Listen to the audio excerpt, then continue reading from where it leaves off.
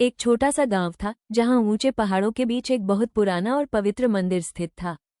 उस मंदिर में हर सुबह घंटियों की मधुर आवाज गूंजती थी और पूरा वातावरण भक्ति में डूब जाता था। उसी गांव में एक लड़की रहती थी जिसका नाम गौरी था। गौरी बचपन से ही महादेव की बहुत बड़ी भक्त थी। उसके दिन की शुरुआत महादेव के नाम से होती थी और रात को सोने से पहले भी वो उन्हीं को याद करती थी। हर सुबह वो सूरज निकलने से पहले उठती, ठंडी नदी से जल भरकर लाती और मंदिर जाकर शिवलिंग पर चढ़ाती।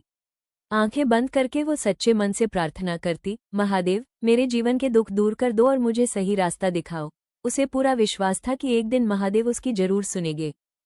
लेकिन समय बीतता गया और उसकी जिंदगी आसान होने के बजाय और कठिन होती चली गई।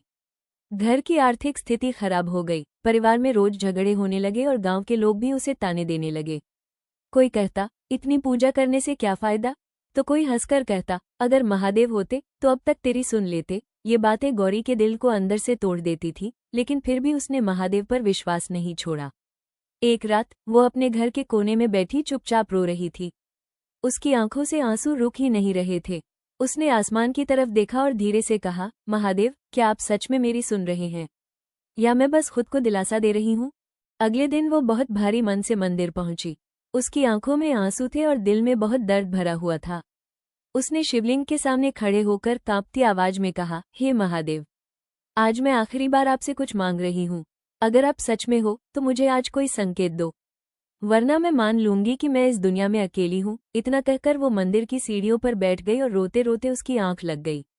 चारों ओर गहरी शांति छा गई, जैसे समय रुक गया हो। तभी अचानक तेज हवा चलने लगी, मंदिर के पेड़ पौधे हिलने लगे और कुछ ही पलों में मंदिर की घंटियां अपने आप बजने लगी। उसी समय एक हरा भरा बेलपत्र हवा के साथ उड़ता हुआ आया और सीधे शिवलिंग पर गिर गया। घंटियों की आवाज से गौरी की आंख खुली।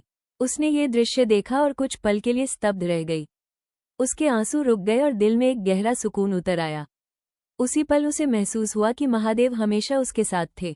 वे उसे छोड़कर कभी नहीं गए थे, बल्कि उसकी आस्था की परीक्षा ले रहे थे। उस दिन के बाद गौरी पूरी तरह बदल गई। उसने शिकायत करना छोड़ दिया और हर परिस्थिति को स्वीकार करना सीख लिया। अब वो महादेव से मांगने के बजाय हर चीज के लिए धन्यवाद करने लगी। धीरे धीरे उसकी जिंदगी बदलने लगी। घर के हालात सुधरने लगे, परिवार में शांति आने लगी और जो लोग पहले उसे ताने देते थे वही अब उसकी तारीफ करने लगे। इस कहानी से हमें एक बात सीखने को मिलती है, महादेव कभी भी अपने भक्तों को अकेला नहीं छोड़ते।